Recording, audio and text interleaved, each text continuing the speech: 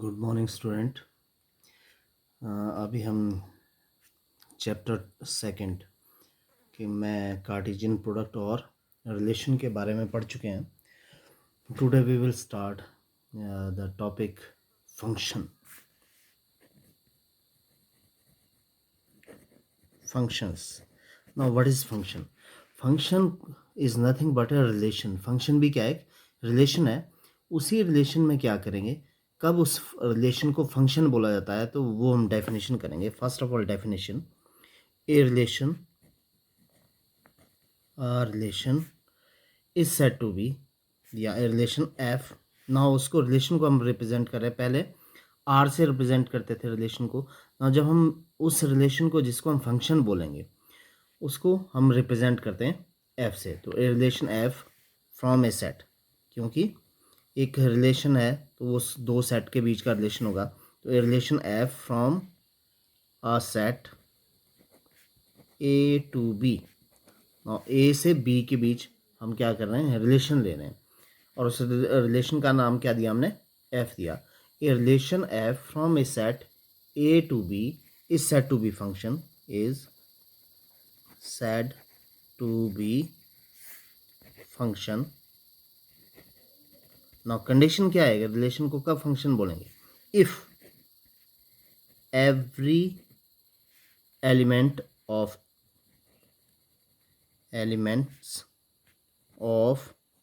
A, if every element of A means set A, of set A has one and only one image, clear, in set B। ना इस function को लिखते कहते हैं कैसे हैं, f from A to B।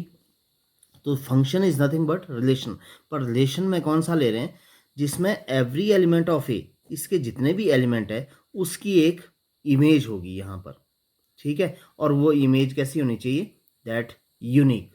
That means a relation F from a set A to a set B is said to be function if every element of a set A has one and only one image in set B. जितने भी elements हैं उनकी एक image होनी चाहिए और इसके सारे एलिमेंट की इमेज होनी चाहिए। ग्राफिकली इसको रिप्रेजेंट करते हैं। देखो, लेट सपोज ये ए सेट है और दूसरा ये बी सेट है। यहाँ पर एलिमेंट्स है 1 2 3 4। यहाँ पर एलिमेंट्स है A B C D E. Now function क्या बोल रहा है कि इसके सब एलिमेंट्स की यहाँ पर इमेज होनी चाहिए। सपोज करते हैं ए रिलेटेड टू 1 है, 2 रिलेटेड टू बी है, 3 रिलेटेड टू सी है, 4 रिलेटेड टू डी है। देखो हर एलिमेंट्स की एक यूनिक इमेज है यहाँ पर, ठीक है। अगर रिलेशन बनाना होगा इसमें, देखो क्या है, 1 का ए के साथ, 2 का बी के साथ, 3 का सी के साथ एंड 4 का डी के साथ है। नाउ एक रिलेशन आ गया यहाँ पर, ठीक है। नाउ नेक्स्ट क्या करते हैं, एक और ग्राफ से रिप्रेजेंट करते हैं। सपोज करते हैं A and B, again 1 2 3 4, A B C D and E. Now 1 की इमेज तो ए ले ली, 2 की इमेज बी ले ली, 3 की इमेज सी ले ली एंड 4 की इमेज है ही नहीं, ठीक है। अब यहाँ क्या, ए जो सेट है उसके हर एलिमेंट्स की इमेज नहीं है, तो दिस इज़ नॉट फंक्शन, क्योंकि यहाँ पर सभी की इमेज होनी चाहिए थी और वो ये एक इमेज होनी चाहिए थी, ठीक है। एक और एग्जांपल ले लेते हैं graphically. Now A B 1 2 3 and 4। Now यहाँ पर A B C D and E, 1 की इमेज बी भी है, 2 3 एंड 4, इस तरह ले लेते हैं, ठीक है। यहाँ पर क्या है, 1 की इमेज ए भी है, 1 की इमेज बी भी है, ठीक है।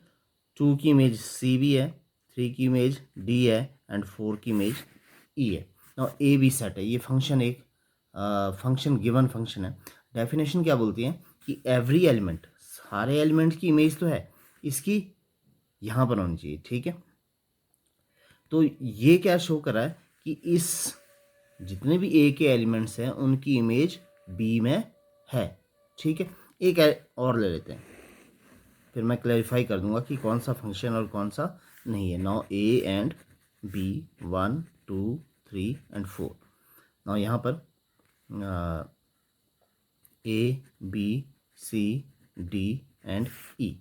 नाउ केस क्या लेंगे,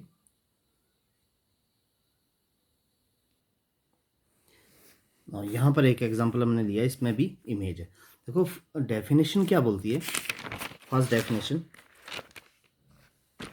कि a relation f from a set A to B is said to be function if every element of A has one and only one image in set B।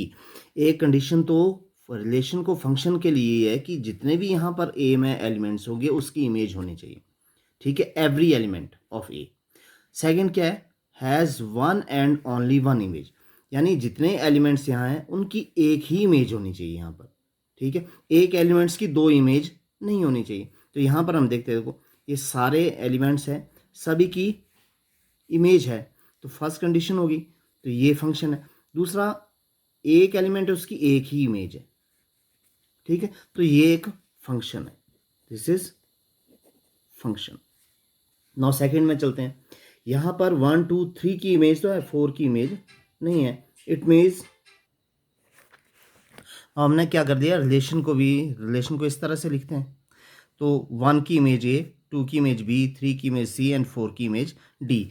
A set में 4 elements है, 4 की 4 different image है, तो function है ना। यहाँ पर देखते हैं अगर रिलेशन इसका लिखते हैं, देखो 1 की इमेज क्या है ए, 2 की इमेज बी एंड 3 की इमेज सी, बट 4 की इमेज नहीं है। तो every element of A should have image in B, तो नहीं है, तो दिस इज नॉट फंक्शन, ठीक है। ये रिलेशन तो है, this is relation but not function, because function के लिए कंडीशन क्या है कि ए के सारे एलिमेंट्स की इमेज होनी चाहिए। यहाँ पर 4 की इमेज नहीं है, तो ये फंक्शन नहीं है, ठीक है।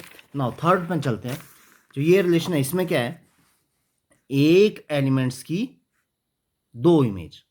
देखो 1 एलिमेंट है, 1 की इमेज ए भी है और बी भी है, और डेफिनेशन क्या बोलती है कि every elements of A should have only one image. A की इमेज या तो ए की ही होनी चाहिए थी या बी ही होनी चाहिए, तो ये नॉट फंक्शन, ठीक है। अगर इसको हम क्या करते हैं, ऑर्डर पेयर लिखते हैं इसके, तो 1 ए 1 बी 2 सी 3 डी एंड 4 ई। ना हर एलिमेंट्स की इमेज तो है, पर हर एलिमेंट्स की एक यूनिक इमेज नहीं है। यहाँ पर एक एलिमेंट की दो इमेज आ गई। अगर फर्स्ट एलिमेंट सेम है और उनके सेकंड एलिमेंट उनका क्या है, डिफरेंट है, तो वो फंक्शन नहीं है।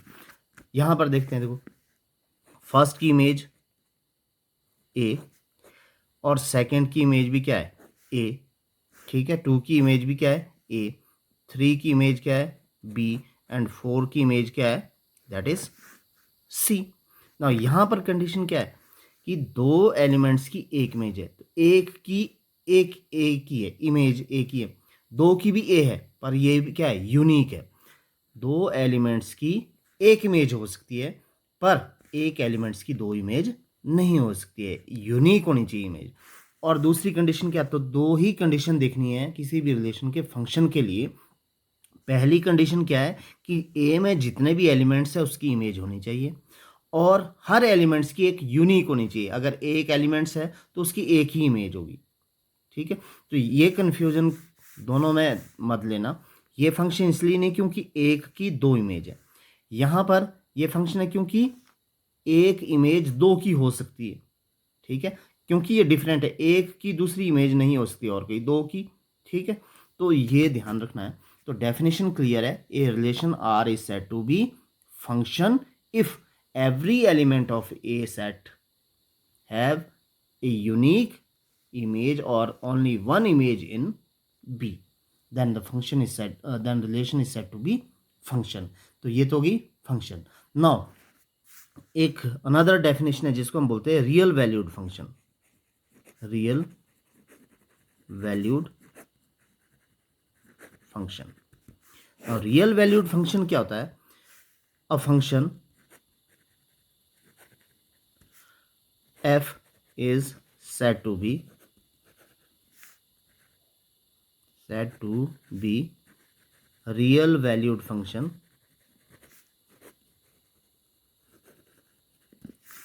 if, ठीक है, f from r to r। मतलब क्या है कि अगर रेंज क्या है, जो रेंज वाला सेट है, जो जिसको हम b लेते हैं, वो सेट क्या होना चाहिए? आइदर रियल वैल्यूड होना चाहिए, सेट रियल सेट होना चाहिए, या फिर उसका सबसेट होना चाहिए। ठीक है, ये आर क्या होना चाहिए? रियल सेट या फिर उसका सबसेट। रियल नंबर्स का सेट कौन सा होता है? रियल नंबर का सबसेट कौन से होते हैं? नेचुरल नंबर भी, इंटीजर्स भी, सारे रियल वैल्यू रियल नंबर के सबसेट है। तो यहाँ पर क्या है, जो फंक्शन हम कहाँ लेंगे? फ्रॉम आर टू आर लेंगे, या आर टू एन लेंगे, या आर टू आई लेंगे, वो सारे फंक्शन को हम क्या बोलते हैं? Real valued function. तो डिपेंड यही करता है कि यहाँ पर जो आर है, ए और बी, ठीक है, अगर डोमेन भी क्या है उसका? रियल नंबर ही है, तो उसको रियल फंक्शन बोलते हैं। ठीक है, अगर उसका रेंज क्या है, जो रेंज वाला सेट है, को डोमेन बोलते हैं, रेंज बोलते हैं, वो क्या है? रियल नंबर सेट है और उसका सबसेट है, then function is said to be real valued function. Now real valued जो फंक्शन है, ये डिफरेंट टाइप्स के रियल वैल्यूड फंक्शन है। तो some of real valued function, some of the real valued function, या हम ये भी बोलते हैं कि types of real valued function, की कौन कौन से रियल वैल्यूड फंक्शन होते हैं। नाउ रियल वैल्यूड फंक्शन को करने के लिए फर्स्ट ऑफ ऑल जो पहला रियल वैल्यू फंक्शन होता है उसको बोलते हैं identity function. Identity function. Now identity function की डेफिनेशन, मैं डेफिनेशन बता रहा हूँ। डेफिनेशन क्या है कि let R be the set of real numbers. ना जो आर है वो क्या है? रियल नंबर का सेट है। देन फंक्शन डिफाइंड बाय, कोई भी एक फंक्शन है डिफाइंड बाय। देखो फंक्शन क्या बोला था, कैसे रिप्रेजेंट करते हैं? F from A to B. ना ए टू बी, अभी हमने क्या पढ़ा कि जो ए फंक्शन है, ए सेट है, वो क्या? रियल नंबर सेट होगा। ठीक है, बी होगा वो भी क्या? रियल नंबर सेट होगा। तो जो आइडेंटिटी फंक्शन है उसकी डेफिनेशन क्या है कि अगर आर क्या है? सेट ऑफ रियल नंबर है, then function defined by from R to R. A की जगह, ए और बी की जगह किसने ले लिया? रियल सेट ने ले ली, रियल नंबर सेट ने ले ली। तो function from R to R, real number set से रियल नंबर सेट का जो फंक्शन होगा उसको हम क्या बोलेंगे? Identity function. ठीक है, if the function defined by R to R by, अब कैसे? y is equal to F X, या फिर y is equal to F X equal to क्या हो गया? x for all x belong to r, यानी x की value किससे होगी? r से बिलोंग करेगी। अब ये ध्यान रखना है, देखो इसके लिए ग्राफ से भी इजीली हम लगा सकते हैं कि रियल आइडेंटिटी फंक्शन का ये ग्राफ है। अगर ग्राफ यहाँ को x एक्सिस होता है, ये आपको पता है, ऊपर नीचे क्या होता है? y axis. यहाँ वैल्यू होती है 0 0 1 2 3 4, यहाँ को -1 -2 -3 ऊपर के लिए, 1 2 3 इस तरह से 1 2 3, यहाँ को -1 -2 -3 नीचे के लिए -1 -2 -3। तो जो रियल आइडेंटिटी फंक्शन होता है उसका ग्राफ एक स्ट्रेट लाइन होती है, that is passing through origin. इसको हम बोलते हैं ओरिजिन। ओरिजिन मीन जहाँ वैल्यू एक्स और वाई कोऑर्डिनेट दोनों क्या होते हैं? 0। तो इस तरह का जब ग्राफ बनता है तो वो ग्राफ किसका बनता है? आइडेंटिटी फंक्शन का बनता है। आइडेंटिटी फंक्शन का कैसे बना? देखो यहीं से लग रहा पता, y is equal to F X. अगर x की वैल्यू 1 लेते हैं तो यहाँ 1, ठीक है, y की वैल्यू भी क्या आती है 1। सपोज करते हैं हमारे पास x की वैल्यू क्या है 1 2 3 सो ऑन, तो y की वैल्यू निकालनी है हमने y की, y is equal to F X means F1 और x इक्वल टू क्या है 1, तो y भी क्या आता है 1, x क्या आता है 2, तो y भी क्या आएगा 2, तो 1 पे 1, 0 पे 0, 1 पे 1, 2 पे 2, इस तरह से एक स्ट्रेट लाइन होगी पासिंग थ्रू ओरिजिन। तो इसको हम बोलते हैं आइडेंटिटी फंक्शन। होप आपको समझ आ गया होगा। यानी जब भी आपको कोई फंक्शन इस तरह का मिलेगा F X equal to X, तो वो आइडेंटिटी फंक्शन है और उसका ग्राफ इस तरह से जाएगा। ये रियल वैल्यूड फंक्शन कर रहे हैं। Second types of real valued function, constant function. Constant function, now definition almost same है। एक function, a function defined by, now कैसे डिफाइन करते हैं फंक्शन को, F from R to R ही लेंगे, defined by F R to R by, now कैसे, y is equal to F X. Function को हम एफ एक्स से रिप्रेजेंट करते हैं। अब जब भी हम फंक्शन का नाम लिखेंगे तो एफ एक्स आएगा। y is equal to F X equal to C, और जहां पर c क्या है, x तो क्या करेगा, for all x belong to r, और c क्या है, एक कांस्टेंट वैल्यू, ये चेंज नहीं होगी। मतलब क्या है, जब भी हम x की वैल्यू 1 पुट करेंगे तब भी c आएगा, x की वैल्यू 2 पुट करेंगे तब भी क्या आएगा, c आएगा, x की वैल्यू 3 पुट करेंगे वो भी क्या आएगा, c आएगा। ठीक है, तो इसका जो ग्राफ बनेगा वो भी एक स्ट्रेट लाइन बनेगी, बट स्ट्रेट लाइन बनेगी पैरेलल टू एक्स एक्सिस। मैं समझा दूंगा कि क्यों इस तरह से। इस तरह से ये एक्स एक्सिस हो गया, ये वाई एक्सिस। ठीक है, यहाँ को हम क्या लेंगे, +1 +2 +3 +4, यहाँ को -1 -2 -3, मैंने पीछे बता चुके हैं। ऊपर को 1 2 3 पॉजिटिव होगा वाई के, और नीचे को -1 -2 -3 होगा। ना जो इसका ग्राफ बनेगा वो बनेगा स्ट्रेट लाइन ही बनेगा, बट पैरेलल टू, इसके पैरेलल होगी एक्स एक्सिस की होगी।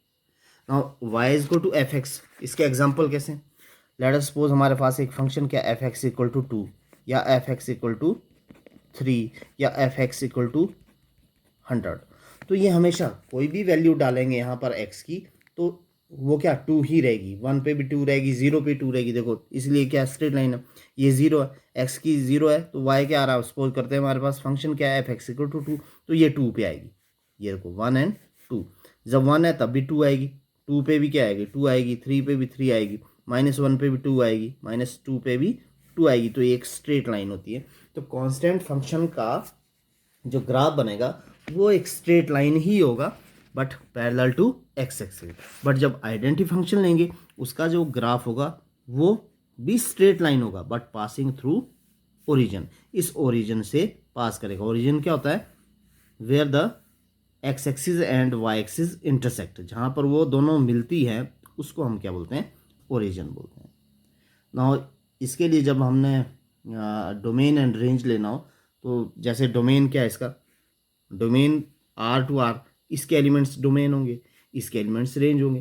तो जो आइडेंटिटी फंक्शन है उसमें डोमेन क्या है, रियल नंबर होंगे, और रेंज क्या होगी, रियल नंबर सेट होगा। यहाँ पर लेते हैं डोमेन तो रियल नंबर होगा, पर जो रेंज है वो रियल नंबर तो होगा, बट जो कांस्टेंट c है ये इसकी रेंज रहेगी, क्योंकि रेंज में क्या आ रहा है, इमेज क्या आ रही, that is c। Her elements के लिए c ही आएगा। अगर 2 है तो 2 होगा, 3 होगा तो 3 होगा। तो जो रेंज आएगी, रेंज क्या होगी इसकी, that is c। c means 2 3 4 जो भी गिवन होगा वो इसकी रेंज होगी। नाउ नेक्स्ट जो थर्ड टाइप ऑफ फंक्शन है उसको बोलते हैं पॉलिनोमियल फंक्शन। पॉलिनोमियल फंक्शन,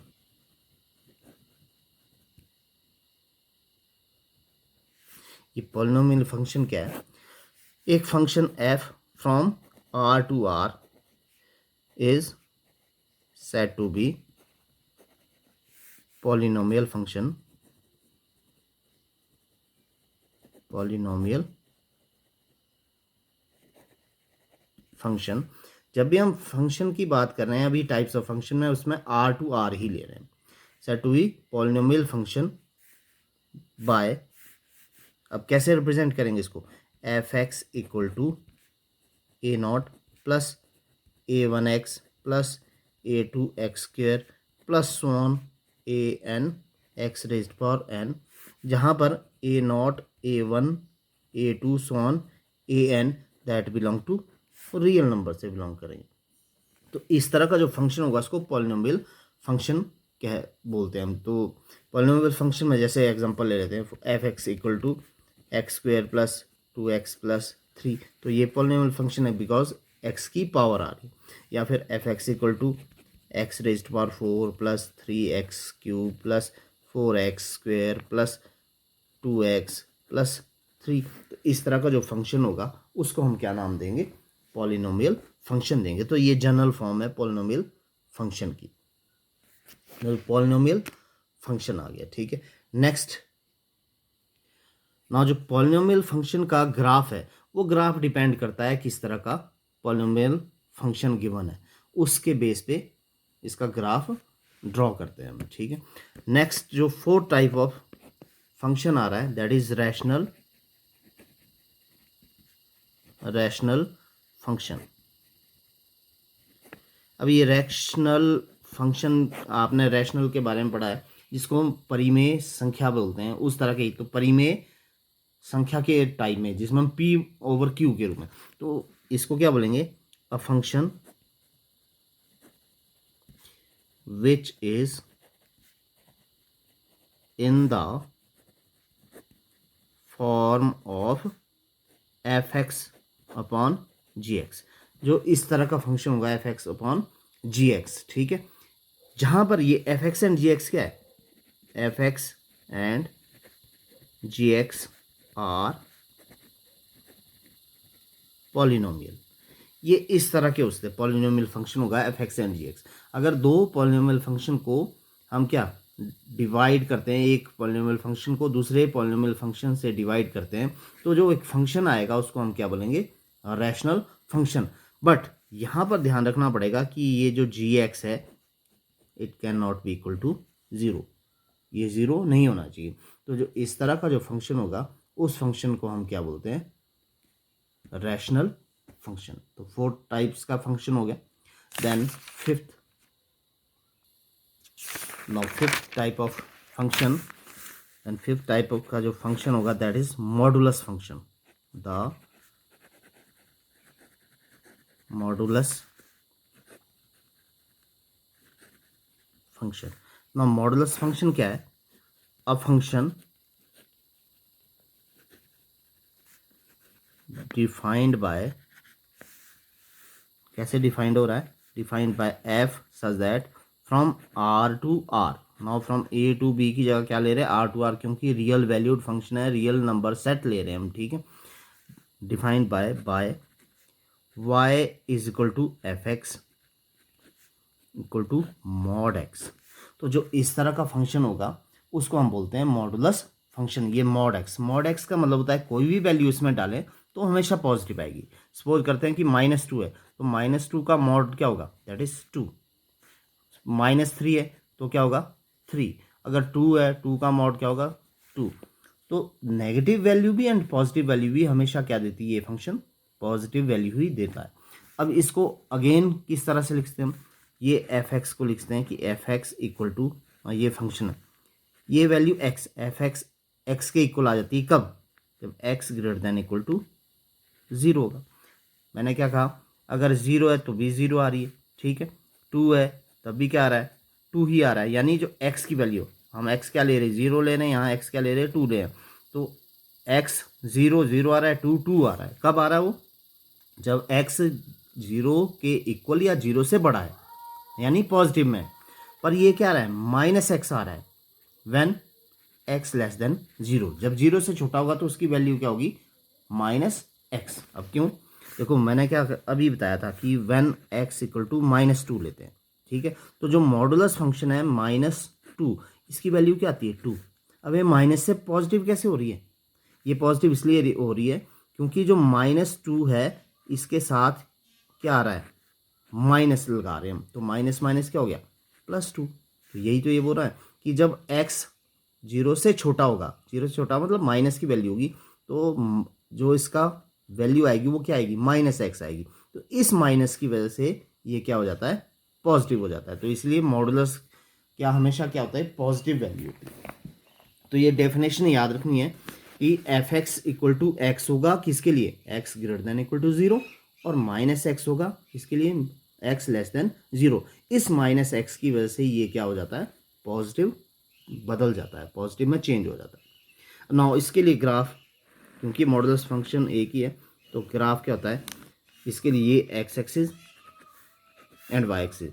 इसके लिए ग्राफ जो होता है, एक स्ट्रेट लाइन होती है यहाँ से, और दूसरी स्ट्रेट लाइन इस तरह से। क्यों, क्योंकि हमेशा पॉजिटिव आ रहा है। जब देखो 0 हो रही है तो mod 0 0 0 आ गया।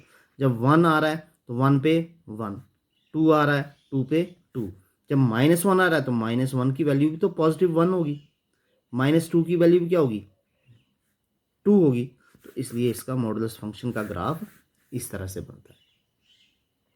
Next, 6th type of function, जिसको बोलते हैं signum function. Signum function. Now signum function की डेफिनेशन क्या है, a function defined by f from r to r, f from r to r। अब कैसे डिफाइंड कर रहे हैं इसको, बाय जो f(x) है उसकी वैल्यू सिग्नम फंक्शन में डिफरेंट होगी। f(x) की वैल्यू 1 आएगी, पर कब, इफ x > 0। यानी कोई भी वैल्यू यहाँ पर डालते हैं इस फंक्शन में, मान लो हमने 100 डाल दी, तो 100 की वैल्यू भी क्या आएगी, 1 आएगी। 1 की वैल्यू भी 1 आएगी, 2 की वैल्यू भी 1 आएगी, 3 की वैल्यू भी क्या आएगी, 1 आएगी। यानी सभी की इमेज 1 रहेगी, किसके लिए, 0 से बड़े के लिए। पर अगर 0 इमेज कब आएगी, व्हेन x = 0, और इमेज -1 कब आएगी, इफ x < 0। मतलब यहाँ पर -1 डालते हैं तो इसकी इमेज 1 आएगी, -2 डालते हैं तब भी -1 आएगी, -100 डालते हैं तब भी इमेज क्या होगी, -1 होगी, पर 0 डालते तो इमेज 0। तो जो सिग्नम फंक्शन है उसकी इमेज 1 से लेकर -1 तक है। इसका मतलब ये इसकी रेंज हुई 1 टू -1। और जो इसकी डोमेन है, डोमेन तो रियल वैल्यूड फंक्शन है, तो ये इमेज बता रहा है। तो इमेज सिर्फ क्या है, that is closed interval from 1 to -1। ये 3 ही होगा इसका, इस तरह से सिग्नम फंक्शन। तो सिग्नम फंक्शन का ग्राफ बनाना हो तो ग्राफ एक इस तरह से बनेगा। देखो पहचान के लिए कि किस तरह से, क्या बोला कि 0 पे तो वैल्यू क्या रहेगी, 0, पर जैसे ही 1 आएगी, 1 पे क्या हो जाएगी, दैट इज +1। 2 पे क्या हो जाएगी, +1। 3 पे क्या हो जाएगी, +1। 4 पे क्या हो जाएगी, +1। तो इसका जो ग्राफ बनेगा इस तरह, पॉजिटिव के लिए यहाँ को बनेगा, नेगेटिव अगर x की वैल्यू क्या होगी, -1, तो -1, -2 के लिए -1, -3 के लिए, तो इसका ग्राफ इस तरह से बनेगा। ये इस तरह से बनेगा ग्राफ। तो ये था हमारा सिग्नम फंक्शन। सिग्नम फंक्शन के लिए ये डेफिनेशन याद रखेंगे। Now next 7th type of function, जिसको बोलते हैं greatest integer function. Greatest integer function. Now greatest integer function क्या है, द फंक्शन डिफाइंड बाय,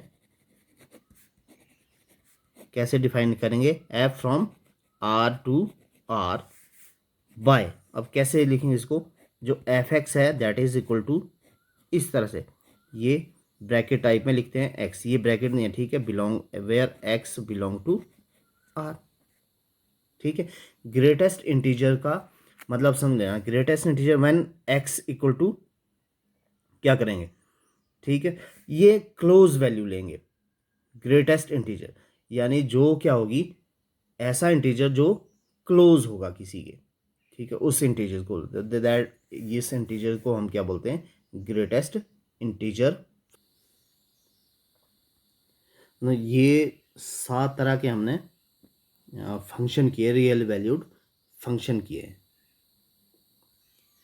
ना हमने 7 तरह के जो ग्रेटेस्ट, इसको मैं आपको समझाता हूँ कि ग्रेटेस्ट इंटीजर फंक्शन क्या होता है। ग्रेटेस्ट मैंने सबसे बड़ा, इंटीजर यानी इसमें हम वो इंटीजर लेते हैं जो क्लोजेस्ट होगा किसी के। सपोज करते हैं हमारे पास क्या है, जैसे x की वैल्यू लेंगे मॉड x, तो मॉड x इक्वल टू क्या आएगा, -1 आएगा। अब -1 किसके लिए आएगा, फॉर ऑल जो -1 less than equal to x less than 0, यानी 0 और -1 के बीच की जो वैल्यू होगी उसके लिए हम इस फंक्शन में वैल्यू क्या आएगी, -1। सिमिलरली 0 कब आएगा, x equal to 0, for all 0 less than equal to x less than 1 और 0 के बीच की वैल्यू होगी। एग्जांपल देता हूँ, फॉर एग्जांपल हमारे पास यहाँ पर क्या है, -0.3 है, -0.3 है, तो इसको इस तरह से समझना, ये हो गया 0, ये हो गया -1, -0.3 कहाँ हुआ, यहाँ पर 0.3। तो इससे जो छोटा इंटीजर होगा, यहाँ पर दो इंटीजर्स के बीच में है ये वैल्यू, एक इंटीजर है 0, एक इंटीजर है -1, ठीक है। तो इन दोनों में से जो छोटा इंटीजर होगा वो उसके क्लोज आएगा। तो यहाँ पर क्या आ रही है, 1 आ रही। अब 0 कैसे, फॉर एग्जाम्पल 0 एंड 1, मैं वैल्यू लेता हूँ 0.4, तो 0.4 वैल्यू कहाँ है, इसके बीच में, 0 और 1 के बीच में। ना 0.4 जो है उस कौन से दो इंटीजर के बीच में, एक 0 के बीच में और एक, तो हमने कौन सी वैल्यू लेनी है, जो ग्रेटेस्ट मतलब इससे छोटा इंटीजर होगा, इन दोनों में से जो छोटा इंटीजर, दोनों में से कौन सा छोटा इंटीजर है, 0 है, तो इसका वैल्यू क्या 0 आ रही। For example now x equal to value 1 आती है, किसके लिए, 1 less than equal to x less than 2। Suppose करते हैं ये 0 है, ये 1, ये 2, तो हमने वैल्यू क्या ली, x की, x इक्वल टू 1.5, ठीक है। तो यहाँ पर मैं ऐसे लिखता हूँ, ग्रेटेस्ट इंटीजर ऑफ 1.5 क्या होगा, वो क्या बोला, 1.5 किन दो इंटीजर्स के बीच में आ रहा है, 1 और 2 के बीच में। तो 1.5 का ग्रेटेस्ट इंटीजर क्या होगा, इन दोनों में से जो छोटा इंटीजर होगा, तो दोनों में छोटा इंटीजर क्या है, 1, तो that is equal to 1। Similarly 1.6 है, तो 1.6 भी किसके बीच में आ रहा है, 1 और 2 के बीच में आ रहा है, ठीक है। 1 और 2 के बीच में आ रहा है, तो दोनों ग्रेटेस्ट इंटीजर ऑफ 1.6 क्या होगा, 1 होगा, दोनों में से जो छोटा इंटीजर है। तो ये ग्रेटेस्ट इंटीजर फंक्शन होता है। सपोज करते हैं हमने ग्रेटेस्ट इंटीजर किसका लेना है, 7.2, तो 7.2 किन दो इंटीजर्स के बीच में आ रहा है, एक 7 के बीच में, एक 8 के बीच में। इसका मतलब किसके क्लोज, कौन सा छोटा इंटीजर इसमें, दैट इज 7। तो ये ध्यान रखना है कि ग्रेटेस्ट इंटीजर फंक्शन क्या है। तो अभी तक इतना ही, आपने फंक्शन की डेफिनेशन को लर्न करना है और टाइप्स ऑफ फंक्शन है इनको लर्न करना है कि कौन से फंक्शन किस तरह से। अगर ग्रेटेस्ट इंटीजर का ग्राफ बनाना हो तो ग्राफ एक स्टेप वाइज चलता है, ये जैसे 0 1 2 3 4 5, यहाँ को -1 -1 -2 -3 -4, ऊपर को 1 2 3 4 और नीचे को क्या होगा, -1 -2 -3, इस तरह से। अब कैसे चलता है ये, जब 1 से 2 की वैल्यू किसके बीच में आती है, 1 से 2 की वैल्यू 1 के बीच में आती है, 1 ही देता है, 1 से 2 तक की वैल्यू 1 ही देता है, ठीक है। 0 से 1 की वैल्यू 0 ही देता है, तो यहीं रहेगा, ठीक है। 2 से 3 के बीच की वैल्यू कौन देता है, 2 ही देगा। जब 3 से 4 के बीच की वैल्यू क्या आएगी, 4 ही आएगी, ठीक है। वैसे सिमिलरली यहाँ को चलेंगे तो 0 से -1 के बीच की वैल्यू 0, -1 से -2 के बीच की वैल्यू क्या आएगी, दैट इज़ -1 ही आएगी, ठीक है। और इसके -2 से -3 के बीच की वैल्यू क्या आएगी, -2 आएगी। अगेन इस तरह से स्टेयर्स में जो स्टेयर टाइप का ग्राफ होगा वो ग्रेटेस्ट इंटीजर फंक्शन का ग्राफ होगा। तो ये कुछ पहचान है जिसको हम ग्राफ के द्वारा भी पहचान कर सकते हैं कि कौन सा ग्राफ गिवन है और वो किस तरह के फंक्शन का ग्राफ है। तो हमने 7 तरह के फंक्शंस किए। फर्स्ट रियल वैल्यूड फंक्शन में हमने आइडेंटिटी फंक्शन किया। वो आइडेंटिटी फंक्शन कैसे होता है, F X equal to X. Then constant function किया। कांस्टेंट फंक्शन किस तरह का होगा, F X equal to C. Polynomial function में इस तरह का होगा। Then rational function F X upon G X type का होगा। देन मॉडुलस फंक्शन में मॉड एक्स लेते हैं। मॉड एक्स की 2 ही वैल्यू होती है, एक्स वैल्यू आती है if X greater than equal to 0 और माइनस एक्स होती है एक्स लेस देन 0। ठीक है।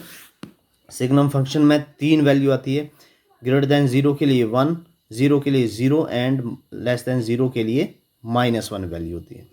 Then greatest integer function, greatest integer function को लिखने का तरीका ये है, और ये क्लोजेस्ट वैल्यू लेते हैं और क्लोजेस्ट इंटीजर लेते हैं, वो वाला इंटीजर जो दोनों में से छोटा होता है, क्योंकि कोई भी वैल्यू है दैट लाइज बिटवीन 2 इंटीजर्स, तो हमने उस जो छोटे वाला इंटीजर होगा वो लेना होता है, that is called greatest integer function.